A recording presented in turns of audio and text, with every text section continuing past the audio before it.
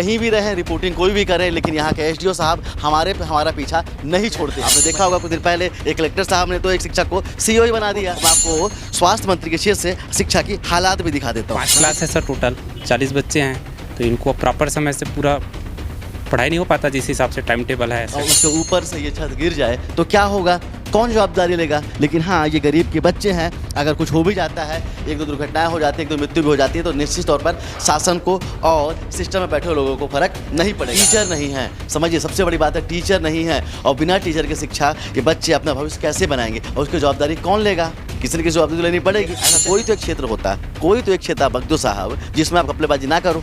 कोई एक ऐसा क्षेत्र बता दीजिए जिसमें आपने ईमानदारी से कार्य किया हो, जिसमें मैं आपकी प्रशंसा कर सकूं।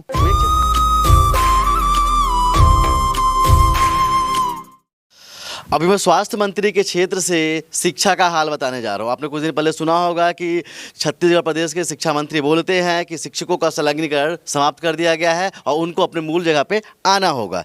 ये बात तो आपने सुनी होगी और सभी ने इसका स्वागत भी किया था, चाहे पक्ष हो या विपक्ष हो, सबने बोला था कि हाँ ऐसा होना चाहिए। जिस तरह से शिक्षक कहीं ना कहीं बड़े पोस्ट में जाना चाहते हैं, प्रशासनिक पोस्ट में जाना चाहते हैं, वो कहीं ना कहीं बीओ बन के बैठ जाना चाहते हैं। आपने देखा होगा कुछ दिन पहले एक कलेक्टर साहब ने तो एक शिक्षक को सीईओ ही बना दिया।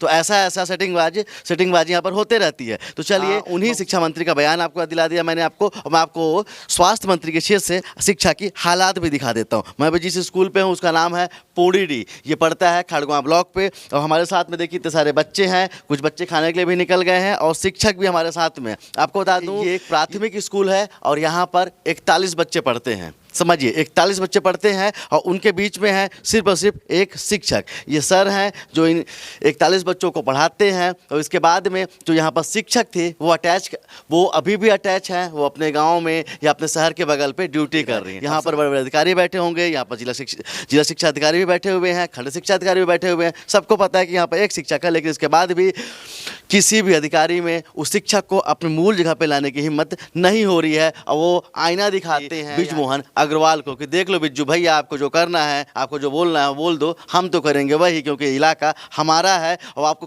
खास चीज़ बताना चाहूँगा कि यहाँ से मुश्किल 7 से 8 किलोमीटर पे स्वास्थ्य मंत्री का घर पड़ता है। समझिए छत्तीसगढ़ के स्वास्थ्य मंत्री में शिक्षा की क्या व्यवस्था है, आप समझ सकते हैं। तो चलिए अब समझिए ये सब बच्चे हैं और इन बच्चों की सबकी जवाबदारी सिर्फ एक सर के पास में। आप समझ जाइए सर, थोड़ा सा आप इधर जाएंगे कि ये अकेले सर कैसे 40 लोगों को शिक्षा दे पाएंगे। और आपको एक कमरा भी मैं दिखाऊंगा। यहाँ पर सिर्फ 2 कमरे हैं, एक कमरे में पहले, दूसरी, तीसरी और दूसरे में चौथी, पाँचवीं। लेकिन चलिए इंफ्रास्ट्रक्चर के लिए हम निश्चित तौर पर टीचर्स को दोषी नहीं कह सकते हैं। कहीं उनको एक पहल करनी चाहिए थी कि कम से कम एक अच्छा घर बन जाए, एक अच्छा स्कूल मिल जाए जिसमें सभी बच्चों को बैठने की पूरी व्यवस्था तो हो जाए, लेकिन नहीं कि कोई ध्यान देता नहीं है। सर आपका क्या नाम है? सर अशोक कुमार नायक।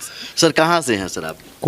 कोरबा जिला से हैं। अभी कोरिया जिला पे हैं सर आप? जी MCB। सर जिस तरह से यहाँ पर 41 बच्चे हैं, कैसे पढ़ाने में कोई दिक्कत होती है? हाँ सर, होता तो है दिक्कत। जैसे कि अब 5 क्लास है सर, टोटल 40 बच्चे हैं, तो इनको प्रॉपर समय से पूरा पढ़ाई नहीं हो पाता जिस हिसाब से टाइम टेबल है सेटअप, उस हिसाब से तो हो नहीं पाएगा। चलिए मैं सर से ज़्यादा बात नहीं करूंगा। अगर सर से बात करूंगा तो कहेंगे प्रशासन इनके ऊपर कार्रवाई कर देगा, इसलिए हम इनसे बात नहीं करेंगे। लेकिन आप सभी लोगों को बताना चाहेंगे कि एक शिक्षक 41 बच्चों का भविष्य नहीं बना सकता है। इसके साथ में इन शिक्षकों को और भी कई सारे कार्य दिए जाते हैं कि कभी डाक भेजना है, कभी इनकी ट्रेनिंग होती है और सबसे ज़्यादा ध्यान तो दिया जाता है कि इन लोग खाए क्या। अगर खाने में कुछ गड़बड़ी हो गई तो भी इनके ऊपर कार्रवाई हो जाएगी। तो इनको ये भी देखना है कि बच्चे ने चावल खाया, दाल खाया, सब्जी खाया कि नहीं खाया, इनका मध्याह्न भोजन सही से मिला कि नहीं मिला, इसकी जवाबदारी भी इनको दे रखी गई है। इसके बाद में भी एक अकेला शिक्षक इतने बड़े स्कूल में इतने सारे बच्चों के भविष्य बनाने की कोशिश कर रहा है, लेकिन सिस्टम ध्यान नहीं दे रहा, सिस्टम में बैठे हुए लोग ध्यान नहीं दे रहे हैं। अब चलिए कुछ बच्चों से बात कर लेते हैं। क्या नाम है? ऋतिक। कौन से क्लास पे हो? चौथी। कितने शिक्षक हैं यहाँ पे? 41। शिक्षक कितने हैं? शिक्षक 1। गुरुजी 1 हैं। पढ़ाई अच्छे से होती है? कैसे होती है? चलिए छोटे छोटे बच्चे हैं, ये नहीं समझ पाएंगे, लेकिन आपको एक चीज़ और दिखाना चाहता हूँ। आप इधर आए हो। आप इस स्कूल की हालात भी एक बार देख लीजिए। आप ऊपर देखिए, ये स्कूल का प्लास्टर झड़ चुका है और ये पूरी तरह से जर्जर हो चुका है। और इसी कैंपस में, इसी कमरे के अंदर बच्चों को बैठाया जाता है। अब समझिए कि अगर कोई बच्चा यहाँ पर बैठा है और उसके ऊपर से ये छत गिर जाए तो क्या होगा, कौन जवाबदारी लेगा। लेकिन हाँ, ये गरीब के बच्चे हैं, अगर कुछ हो भी जाता है, एक दो दुर्घटनाएं हो जाती है, एक दो मृत्यु भी हो जाती है, तो निश्चित तौर पर शासन को और सिस्टम में बैठे लोगों को फर्क नहीं पड़ेगा। अगर फर्क पड़ता तो वो ऐसे बच्चों के भविष्य के साथ में खिलवाड़ नहीं करते, इनके साथ में खिलवाड़ नहीं करते, और इनके बैठने के लिए कम से कम समुचित व्यवस्था तो करा ही देते। लेकिन नहीं, बिल्कुल भी नहीं। सिस्टम पूरी तरह से लाचार है। स्वास्थ्य मंत्री का बयान भी पूरी तरह से फेल होता हुआ, शिक्षा मंत्री का बयान भी पूरी तरह से स्वास्थ्य मंत्री के क्षेत्र में फेल होता हुआ दिखाई देता है। अब समझ जाइए कि ऐसे नन्हे मुन्ने बच्चे हैं जो कहीं ना कहीं देश का भविष्य बना सकते थे और कहीं ना कहीं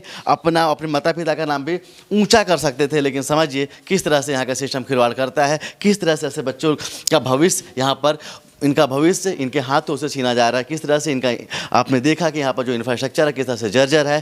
टीचर नहीं है, समझिए सबसे बड़ी बात है, टीचर नहीं है। और बिना टीचर के शिक्षा ये बच्चे अपना भविष्य कैसे बनाएंगे और उसकी जवाबदारी कौन लेगा, किसी न किसी जवाबदारी लेनी पड़ेगी। तो चलिए एक बार उम्मीद करेंगे कि जब खबर जाएगी तो यहाँ के जो जिला शिक्षा अधिकारी हैं वो कम से कम एक बार शिक्षा मंत्री के बयान को और उनका जो नियम है, जो उन्होंने कानून बनाया है, उसको फॉलो जरूर करेंगे। और कम से कम जो संलग्नी करके यहाँ से शिक्षक अपने गृहग्राम में चले गए हैं, उनका नाम शायद से क्या नाम है, उनका नाम भूल रहा हूँ मैं, शबनम मैडम जो हैं, जिनकी जवाबदारी होती थी कि कहीं ना कहीं ऐसे बच्चों का भविष्य बनाएं, वो अभी अपने घर के पास में जाके ड्यूटी कर रही हैं। तो हम चाहेंगे कि जो सरकार का आदेश है उसको फॉलो कराइए ना साहब। क्यों नहीं करा रहा जिला शिक्षा अधिकारी साहब, एक बार कराइए और ऐसे बच्चों के साथ में खिलवाड़ मत कीजिए। चलिए मैंने आपको दिखाया किस तरह से ये जो भवन है ये पूरी तरह से जर्जर है, जिसके नीचे बच्चे बैठते हैं और दुर्घटना कहीं भी हो सकती है। लेकिन एक चीज़ हमें नज़र पे आई, जो हमने देखा तो मुझे लगा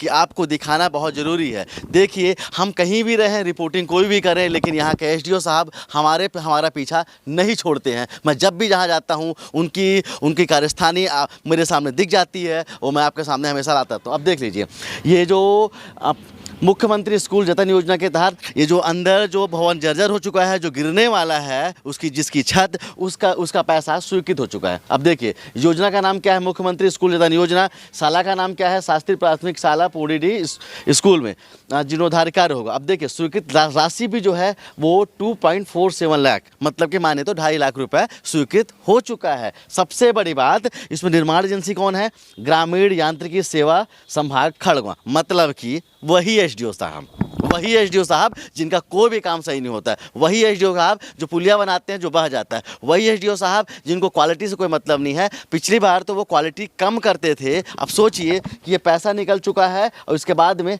काम ही नहीं हुआ साला। अब बताइए, ऐसे एसडीओ की रिलाई क्यों नहीं होनी चाहिए, क्यों ऐसे एसडीओ को बख्शना चाहिए। मतलब समझ जाइए कि पैसा स्वीकृत हो गया है, स्वीकृत वर्ष लिखा दिया है, कार्य पूर्णता तिथि नहीं लिखाया गया। क्यों, कौन है यहाँ पर जवाबदार, ये भाई साहब ग्रामीण यांत्रिकी सेवा के जो एसडीओ हैं वही इसके जवाबदार हैं कि समझिए इसके नीचे अभी तक तिथि नहीं लिखाई गई है। जब सब कुछ लिखा गया है, पैसा स्वीकृत हो गया है, तो यहाँ पर क्यों नहीं लिखाया गया है और क्यों ये कार्य पूरा नहीं हुआ है। तो समझिए, ये जो एसडीओ हैं, मैं उनके पीछे नहीं जाता हूँ, ये जो एसडीओ हैं वो मेरे पीछे आते हैं और बताते हैं और चाहते हैं कि मैं जहाँ जहाँ भी जाऊँगा उनकी कार्यस्थानी दिख जाएगी और जहाँ जगह घपला करेंगे। ऐसा कोई तो एक क्षेत्र होता है, कोई तो एक क्षेत्र बगदो साहब जिसमें आप घपलेबाजी ना करो। कोई एक ऐसा क्षेत्र बता दीजिए जिसमें आपने ईमानदारी से कार्य किया हो, जिसमें मैं आपकी प्रशंसा कर सकूँ। कोई एक क्षेत्र बताइए हमको। कैमरामैन अखिल के साथ अब तक के लिए मैं सुनील शर्मा, जय